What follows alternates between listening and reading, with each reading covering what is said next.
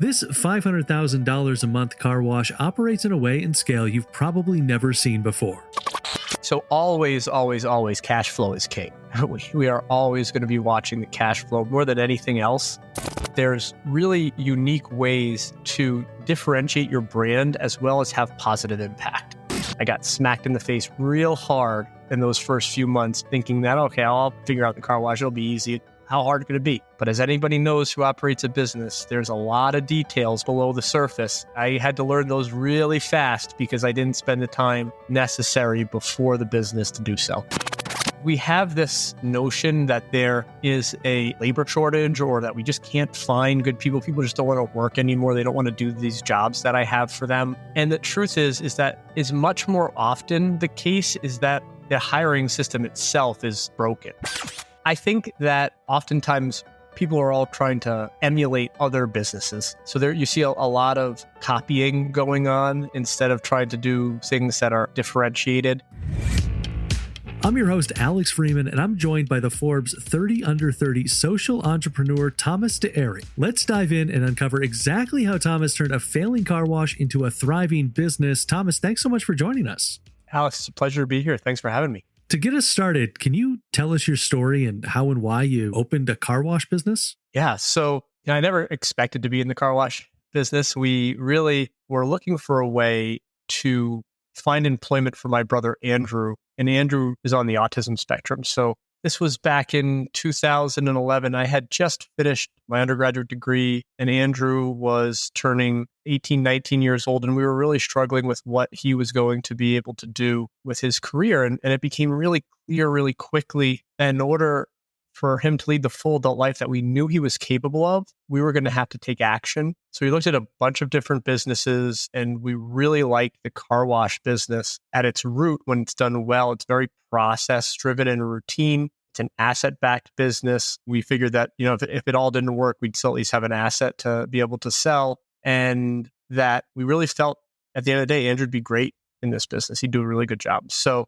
that was why we got into the car wash business. And luckily, it's been really successful so far. So that particular mission first search is a little bit different than a lot of entrepreneurs. How did that impact your decision-making process as you kind of looked at what business or niche to enter into? So at the time, all the best research, and there really wasn't a lot of it. So saying the best doesn't mean much, but the research that was available as far as what people with autism would be good at in the workplace was all kind of centered around process and detail-oriented work. Today, we know that there's a much broader skill set of neurodivergent people and people with autism more specifically. But what we were looking for really was a business that was going to benefit from a workforce that could be really process and detail focused. We were also looking for a business that was out in the community so that we could really communicate more to a wider audience that individuals with autism really bring wonderful skills and strengths to the workplace. And it's not just a disability that requires sympathy, but actually a really valuable diversity. And then we really were looking for a business that was fairly undifferentiated, meaning that there wasn't a lot of brand power in that business. So we thought that by telling this unique story, it would be a real advantage from a marketing perspective. So we looked at, like I said, a few different types of business concepts, and the car wash really stuck out and checked all those boxes for us.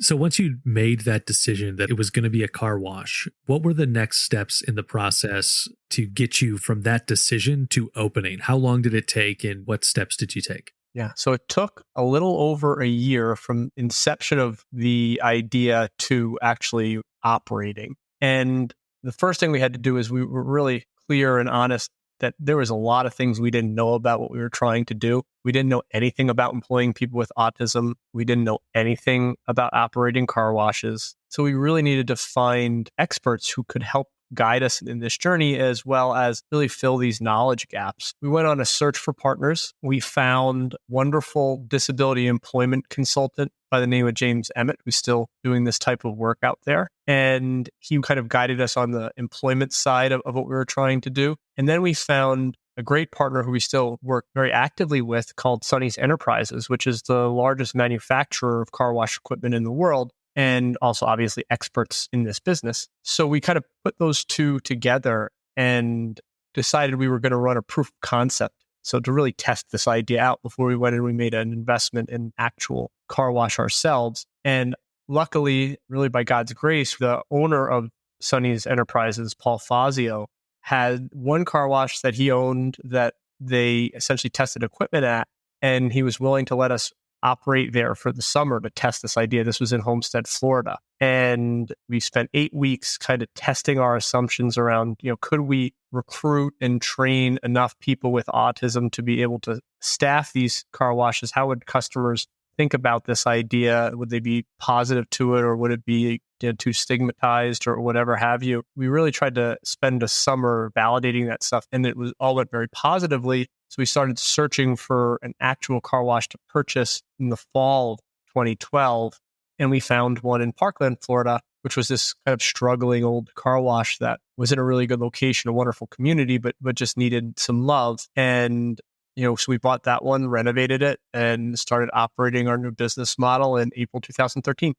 Why the decision to buy into the first location versus finding a new spot and building a car wash from scratch? What were kind of the benefits and challenges of going that route? It was really speed. We wanted to do this quickly. We wanted to get going. And to build a car wash takes years. And our second 2 car washes are both ground ups. So we built them. We bought raw land and developed them. That takes generally 2.5, 3 years from the time you put a purchase offer out to the time you're actually washing cars. So we said, okay, we'd like to buy one and get going quicker. That was really the reason there. I mean, there's benefits and disadvantages to both concepts. Certainly when you buy one, it's a story you're inheriting all of the mistakes that previous operators, as well as the previous, people who actually built it, made. So, you come to our Parkland location and you see that it's not designed at all like the other 2 stores because we didn't build it, right? So certainly there's that aspect of it. But I will say it was very fortuitous for us because we took this car wash that was struggling and therefore not valued particularly well as business. And once we turned it around, the business ended up with a lot of equity in it, which allowed us to refinance multiple times at this point, has provided us with capital we needed to build the other 2 locations. On the capital question, obviously, once you have the first location, there's the ability to refinance and do all of those kinds of things. But leading up to buying the location, getting started in the new business, what were you doing to prepare your personal finances for the risk that was about to be involved? Yes. I mean, this was mainly my dad, right? So he's my partner in this business and our CEO. And at this time I was like 23 years old. So I didn't really have any personal finances to speak of.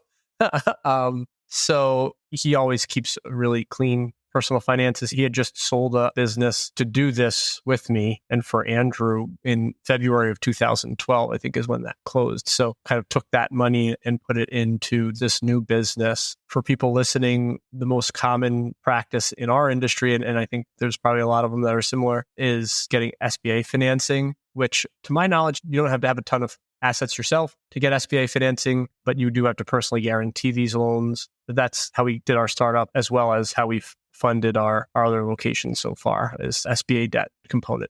Now, when you first bought the car wash, did you come in and just kind of clean house and say, we're inserting this concept now? Or was there a transition period? How did that all work of actually getting the new concept up and running? So we bought it and we closed it, and we closed it it ended up being a little over 4 months because we had to renovate it significantly. Frankly, we needed to renovate it more than we did. And we just didn't really know what we didn't know at that point. So that aspect of closing the business, really all the staff that was there found other work.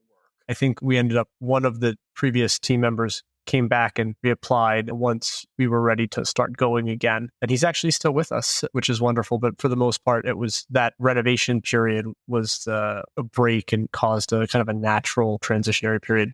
The whole business concept comes from a place of definitely people first, of managing your people and meeting them where they need to be met. So can you talk to me about people management skills that business leaders need to have and how you went about developing those? Yeah. So when I started, I had pretty poor people management skills. I had really believed at that point that the boss had to have all the answers, that had to give directives. And if people didn't listen, I just needed to speak louder. And that was really kind of my method of people management early on. And it worked very poorly.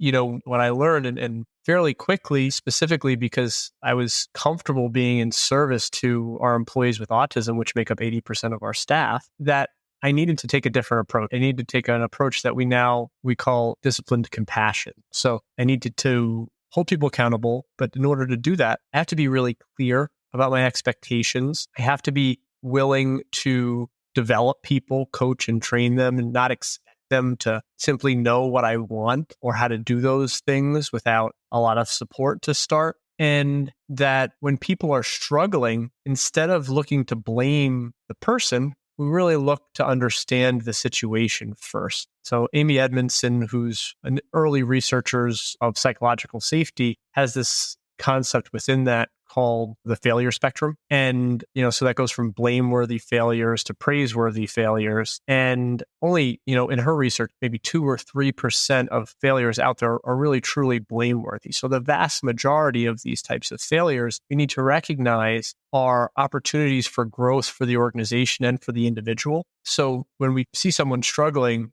what we want to do is we want to understand why they're struggling. We then have this organizational habit of building systems around those struggles. So, once we identify where someone's struggling, we're actually going to try to build that system or process or tool to make it where that person who's struggling the hardest is now able to do the job more effectively. And that's been a really core strategy in how we build psychological safety within our workplace, as well as build just really good systems in order to allow us to scale and provide better service to our customers. Ever wonder how top investors consistently beat the stock market? It's simple. They jump in on opportunities before companies go public. But investors like you and me are typically left out of these lucrative opportunities. Today, it's all changing. StartEngine, led by Howard Marks, previous co-founder of Activision, which was acquired later by Microsoft in a record $67 billion acquisition, is now democratizing investing. On StartEngine, you can invest alongside 1.7 million other users, where you can potentially be investing in the next Uber or Airbnb for as little as $100. And here's the best part. Not only are you invited to invest in startups, but as an Upflip viewer, you also get to join StartEngine's live fundraising round. This gives you the opportunity to own shares of this revolutionary platform for as little as $500. With $1.2 billion raised, including $71 million for themselves, StartEngine is reshaping what's possible in startup investing. Click the link in the description to jump on board before their investment round wraps up. I want to ask a little bit more about those systems. What has been your system design process? And I guess, when do you determine if a system is working or not working? And how long do you kind of give it to unfold before you maybe retweak it? Broadly speaking, we try to use a human-centered design process, a loose human-centered design process in building our systems and processes. So we're going to take it from the user's perspective. And whenever we're doing this, we're going to first really try to understand the needs of the people who are going to use the system, really try to be clear on what success looks like for that particular system. And then we're going to go into a prototyping phase. So whether that be actually going out live into the work environment and trying to do what we're setting out to do and documenting that way we can kind of see on paper the steps that it takes to do a certain thing. And then we can tweak that and see, okay, well, there's a friction point at this step. So maybe we need a different tool or a different way to do this, and really analyze the tasks that way. And then we're going to keep iterating, and we're going to iterate really until we feel like the system is really operating optimally. And at least an annual basis, we try to go and audit all of our core functional systems. So, maybe the way that we clean the inside of a car worked well for us 2 years ago, but now we're starting to see that there's holes in it. So we need to revamp that. We do that really regularly. But I will say that the beacon that really alerts us to flaws in our systems are our team members. They are often pretty open when a system isn't working well. And even if they aren't telling us directly like this sucks, you'll be able to see in a lot of our newer team members' actions, like if they're really struggling with a certain process or system. So using that new employee experience as a way to refine our processes and systems is something we do really frequently too. I believe the number you mentioned was 80% of your employees are neurodivergent. And can you talk to me about what some of the unique challenges come from having a largely neurodivergent workforce versus what someone who maybe is running a business without that focus might run into? Yeah. So generally speaking, a good way to think about our staff is that they have the same needs as everyone else. They're just often more apparent. So everybody, wants clarity in their role. But people with autism really need this. everybody wants managers who are going to give them feedback and be clear about if someone's meeting the expectations or not and what they need to do to meet them if they're not meeting them. But people with autism really need this. So I would say that the difference is just that the issues are more pronounced and kind of force solutions quicker than a typical staff. A lot of times, typical team members will try to appear confident even when they're not confident and just kind of sweep problems under the rug or just kind of soldier on through less than ideal circumstances, where our team isn't going to do that so much. They're going to be a lot more forthright. So we look at that as a real benefit, which allows us to really refine our systems and our processes and run a great operation. But it could certainly be looked at as, well, this is more work because we have to fix all these things in our organization in order to support these staff members. The truth is, you probably need to fix those things either way. You just aren't aware of it because most of your team members aren't going to bring that to you for fear of looking like they don't know what they're doing or they're not capable of doing their jobs.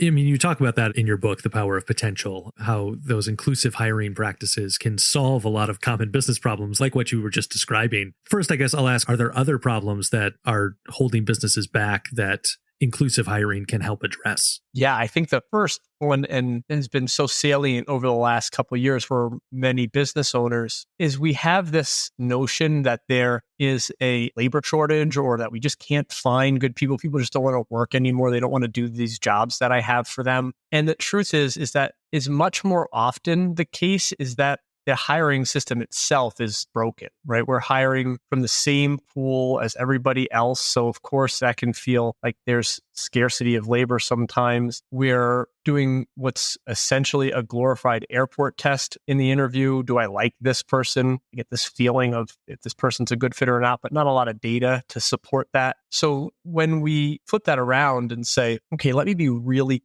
clear about what actually matters for this role. What are the core skills and values that someone brings to this role that's successful? If you're operating a business already, you can simply look at the people who are doing really well in certain roles. And oftentimes you can say, okay, well, this person has a certain skill or a certain mindset that is really valuable and that's what I need to find. And for entry-level roles and a lot of the roles that we hire for, that's generally a value set more than it is any actual skill. So we're looking for people who display grit, who are assertive, who have a growth mindset. And we ask interview questions to ferret those things out. We try to ask in a lot of different ways. So we ask kind of, how would you handle a situation like A, B, and C? Or tell me about a time where you faced this type of dilemma and how you worked through it. Asking both those types of questions is kind of what if as well as historical question is also more inclusive because it allows people who are comfortable with either of those kind of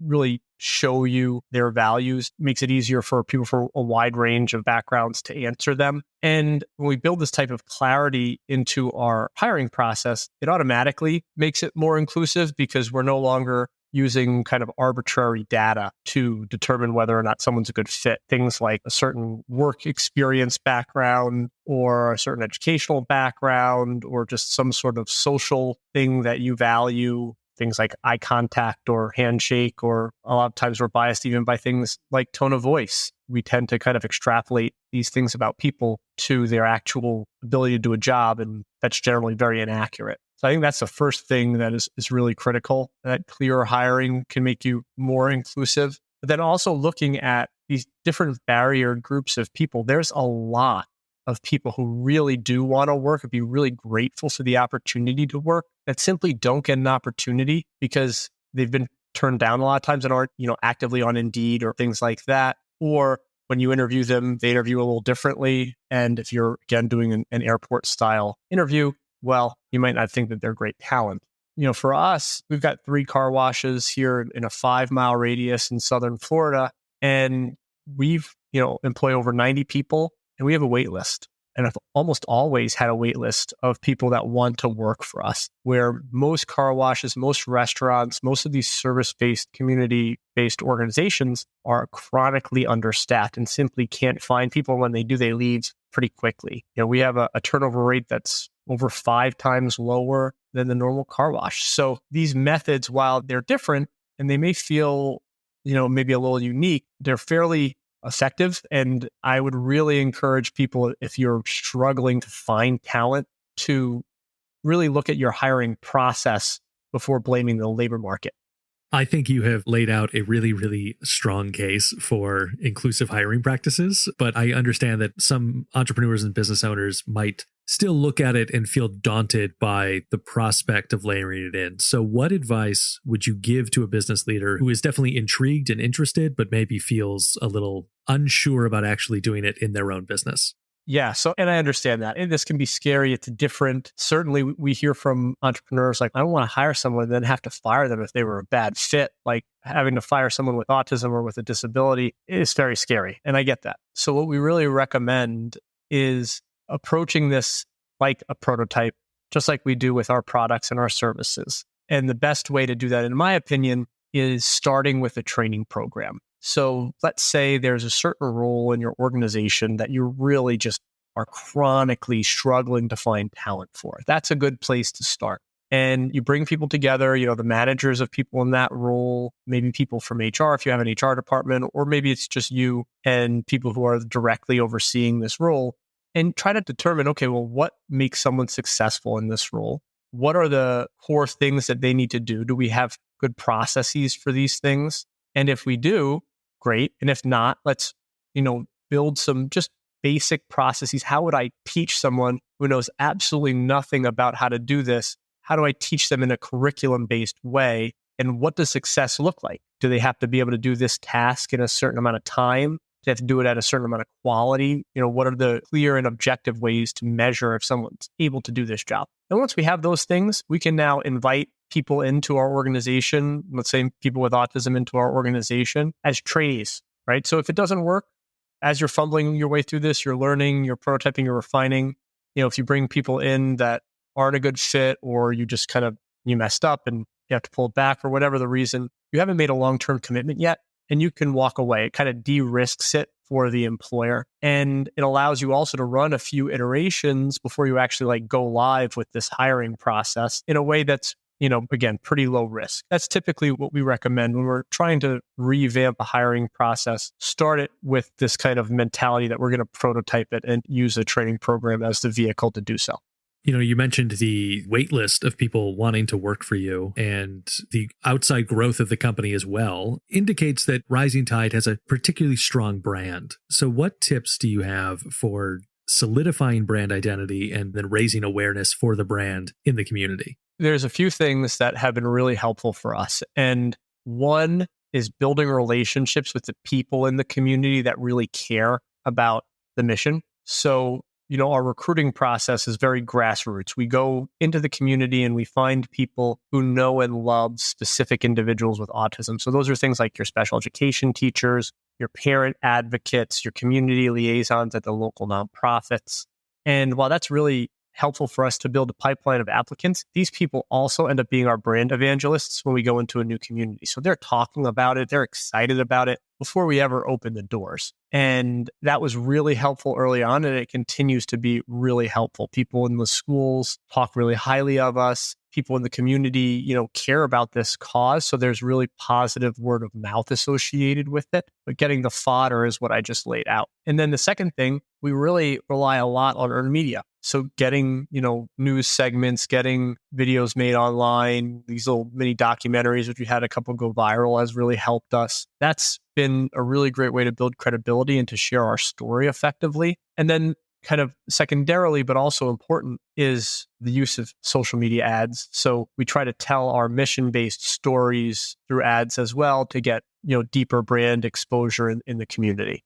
Beyond that, what kind of marketing strategy are you deploying? Are you using any paid marketing or not? Or is it really the earned media and finding those brand ambassadors? Yeah, we use some paid marketing. Generally, again, it's digital ads, whether it be for our type of business, search ads through like Google or Waze or Bing. Those are very helpful, as well as doing ads on Instagram and Facebook and TikTok. All of those have been good ways for us to spend our marketing dollars. We'll also do things like the school banners. Simply, it's just brand awareness. It's also a good way to build relationships with the PTA, because that's typically who's running those type of banner things. If we can get a nice banner on a main road, that's advertising that we'll usually spend money on. But really, since we're a local business, those digital ads for us kind of go the furthest. This is going to bring us to a section of the show that we call our Fan Blitz questions. These questions come from our YouTube community. Listeners, you can join that YouTube community by going to youtube.com/upflip, and you can post questions to future podcast guests. Tom, I've got about 5 questions. We're going to try and do them in about 90 seconds. Are you ready? Ready. All right. So Oscar Camacho wanted to ask about onboarding and training for adults with autism that enable them to best perform their jobs. Yeah, so we really spend a lot of time making sure our new hires are prepared and they understand what's expected of them and they're ready to go day one. So we have an onboarding training series, video training series that we give them before they start. We do what we call pre-hire training. So they have to be able to do our passenger side process, which is, about a 50-step process. They have to be able to do that 3 times in a row under 7 minutes. So that way, now we know that they can do the most core function of their role. They know they can do it on their first day. And then when they come in on the first day, they're assigned a peer mentor that works with them for the first couple shifts to get to know people, as well as they're assigned a series of drip training throughout that time. So those are the core ways. We also love a pizza party for new hires. A great way to bring people into the team. If you could go back in time and tell your younger self, don't do this thing, what would it be? Don't pretend like the car wash is an easy business or your functional business is the easy thing. And your special sauce, in our case, our mission, is the thing you need to focus on. I got smacked in the face real hard in those first few months thinking that, okay, I'll figure out the car wash. It'll be easy. How hard could it be? But as anybody knows who operates a business, there's a lot of details below the surface. I had to learn those really fast because I didn't spend the time necessary before the business to do so. What do you do with your profits? So most of the time we're reinvesting to build new locations. That's what we've done over the last couple of years. Of course, we're making good livings as a family right now, but beyond that, we're really reinvesting to build new locations. Given the chance, what's the one thing about businesses in general that you would like to change on a fundamental level?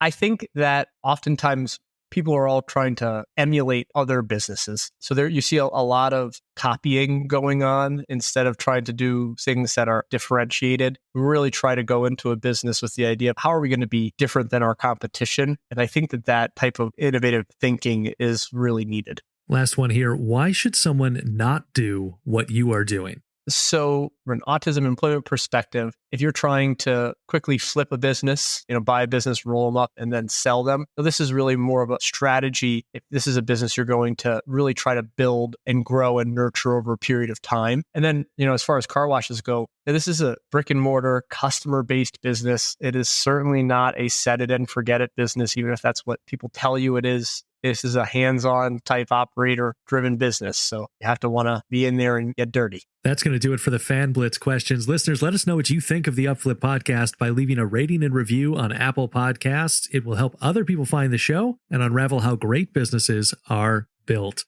Tom, just a few more questions from me. I'd love to hear about your best practices in motivating employees to unlock their full potential and how that differs or doesn't for neurodivergent and neurotypical employees. Yeah, don't think it differs too much because it's really all based on understanding what that person wants in life. There's no one size fits all to motivating people. We're all different. We all have different objectives and different things that drive us. So I think if you're really dedicated to trying to motivate your team, you need to get to know them on an individual level and then align your values with that person, right? So if I need you to do something in your job, I need to relate it to something that you care about. So oftentimes, when we're teaching people basic sales, the car wash, that can be jarring for people, scary. So trying to relate to people, well, this is what it's going to help you in your life. Learning basic sales is going to teach you how to get your message across. And human beings are always selling something, even if you're just selling where you want to go to dinner tonight. These are skills that are really important for you to learn in your life. So we try to really focus on explaining to people how this benefits them beyond just the job,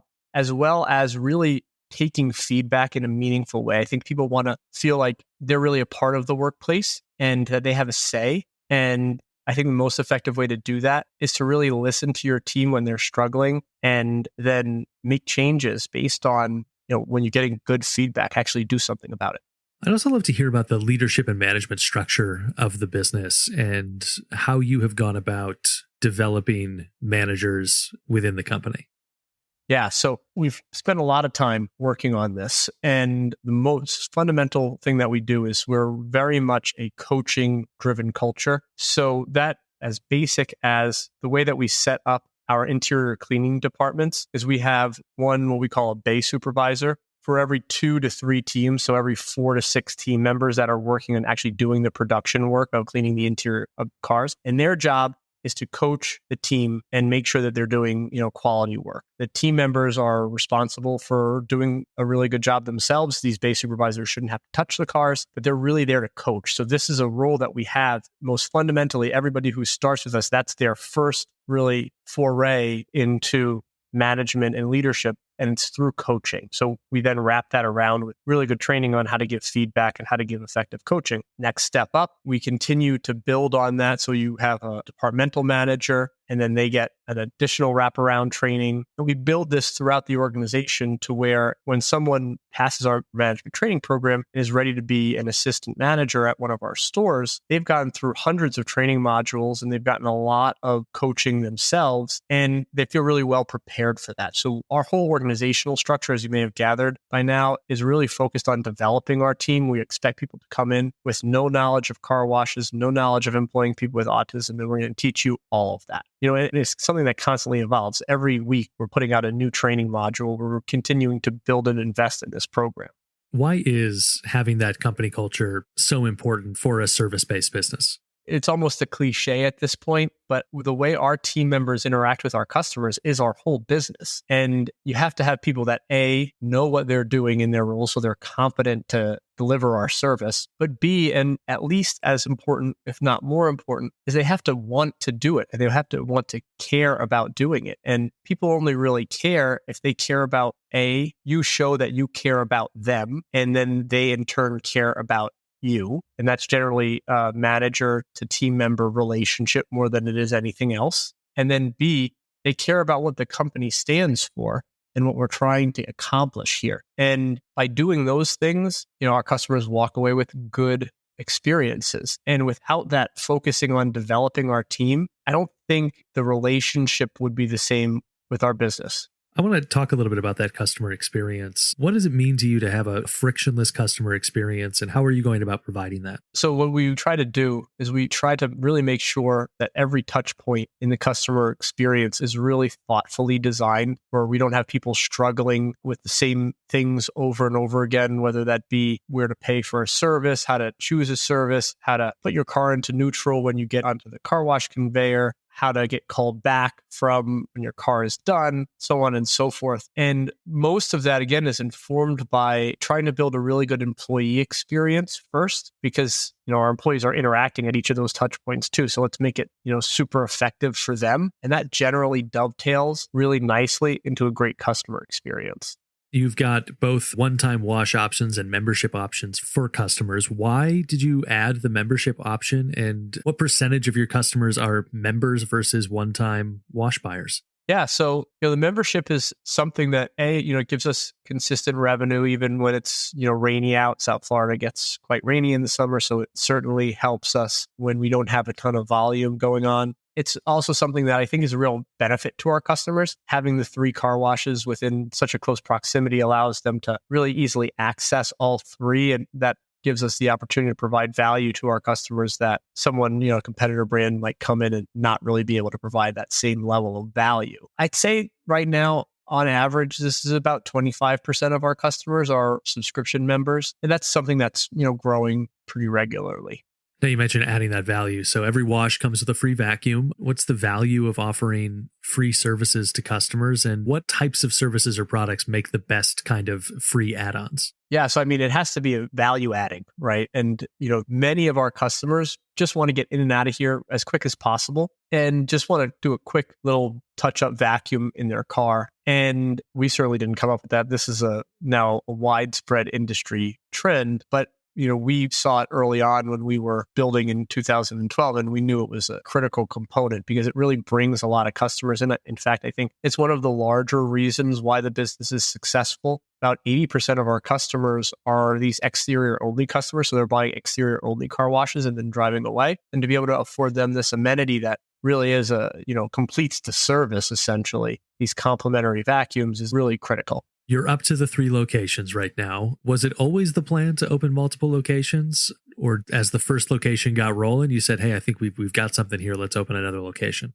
I think as a lot of entrepreneurs can attest, when you start, you have these grand visions of what you're going to do. And that for us was, oh yeah, we're going to have 100 car washes and be car wash empire. And then, you start operating that first store. It's like, oh my God, how could I even think about having another one of these? And, within time, I think for us, probably after the first 12 to 18 months, we felt strong enough operationally because we were really dedicating all of our time to learning how to operate this business effectively. We thought we could do additional stores. And so it went from this like grandiose vision to no, can't do anything more than this, can't even think about anything more than this, to that more realistic, like, okay, we'll do 1, now we'll do 2. And now we're at the point where, we feel like we could do 2 or 3 at a time and continue to grow and maybe grow a little bit more aggressively than we have in the past. What are some of those extra challenges that come from running a multi-location business? Well, you can't be everywhere, right? So when you're running the one store, you're able to kind of fill all the holes. If there's holes, you can just insert yourself in and fill it, and that works. It's effective. But when you're at, 2, certainly at 3 locations or more, you really can't be there anymore. It's not possible for you to do that. So you have to really focus more on building your organizational infrastructure. And luckily for us, our business model and this methodology of trying to design everything so our team members can be empowered really lent itself to allowing us to scale a little bit more effectively, because we were always focused on building those good processes and systems, which then as we grew, really made it where I didn't need to be anywhere specific at any given time, to the point where now we've got a really strong organizational infrastructure, and I can really focus most, if not all of my time on trying to acquire new locations, as well as how do we improve and actually work on the business instead of having to work in the business at any given point. As you have made that transition, what are some of the key financial metrics that you're keeping track of, and why are those the important metrics for you? So always, always, always, cash flow is king. We are always going to be watching the cash flow more than anything else. I think the other things that we really watch closely are our year-over-year trends for our actual car wash volume, as well as our revenue per customer. So those for us can really inform, is the business growing? Is it retracting? Is there an issue? Is one store growing while another store is retracting? Okay, well, that tells us there's an issue there and you have to dig a little deeper. We tend to watch those metrics more closely than anything else. And then how are you going about setting growth goals? What makes an effective goal for a business, and how do you go about setting goals and deadlines to push the business to new heights? So for us, I don't take a really ironclad approach to this. This is something that we want to be patient. I think one of the advantages we have of being a family-owned business and not having outside investors to really report to is that, we didn't say, okay, we're going to do 5 stores in the next 2 years and you're going to give us the money for it. We can kind of pick and choose our opportunities a little bit more one at a time. I think that's allowed us to grow with integrity, as well as really maintain the brand and the culture, which is so important to everything that we do. What's the biggest struggle you have in the business today? Well, I don't know how many of our listeners here are familiar with South Florida, but the real estate market down here has been totally on fire for the last couple of years. And now we're getting to the point where we're either going to have to come to the realization that these stores are going to start to cost significantly more to build, or we're going to stop growing, which really isn't an option. So I think there's been a little bit of, coming to this new reality that car wash isn't going to cost to build what it did 3 years ago. It's going to be maybe 50+% more to do so. And then we have to, work within our margins and work on our business model to make sure that that's still a viable option. If you could pick the one thing that somebody takes away from this interview, what would it be? I hope that people take away from this that there's really unique ways to differentiate your brand as well as have positive impact. I think we're all kind of getting into business generally because we want to make a great living and we want to do something meaningful, and trying to really integrate a social mission, a real social mission into the business doesn't have to be like just a marketing thing. As you can tell, this is fully permeates all of our operations, right? And it also feeds the marketing engine of the business. So it's really hand in hand. And I think that if more businesses really tried to take that approach, not only would the world probably be a little bit of a better place, it would also really, I think, help businesses be more successful. Now, I'll give you a chance to plug your book in just a second, but what's your favorite business book and why? It's still a classic, and it's The E-Myth Revisited by Michael Gerber. And I think for me, it's just one of those books that I picked up at just the right time. We were kind of just starting. I was really struggling to understand how to operate the business. And I picked it up at the right time. I was like, geez, this is like answering all of my questions. So I'm so happy I got this book. And to me, that's the great thing about always reading is sometimes you have those moments where somebody's talking about exactly what you need and you can really learn from it. Now, Tom, tell our listeners about the Power of Potential and also where they can connect with you and learn more about what you're up to.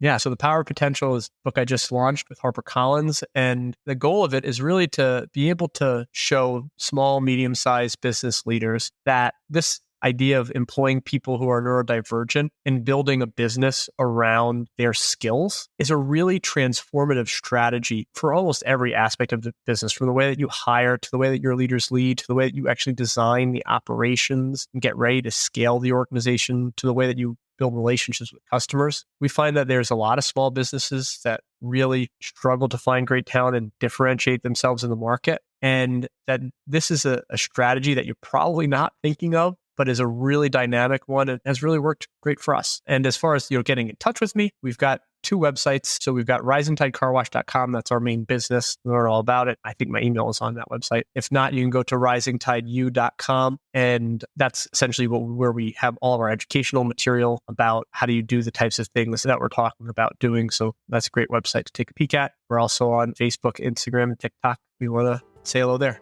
That is going to do it for this episode of the Upflip Podcast. Listeners, you can find more advice for how to start a business the right way on the Upflip Hub. And if you like this episode, let us know by leaving a review on Apple Podcasts or wherever you're listening right now. Tom D'Eri, Rising Tide Car Wash, thank you so much for joining us. Thank you, Alex. This was a pleasure.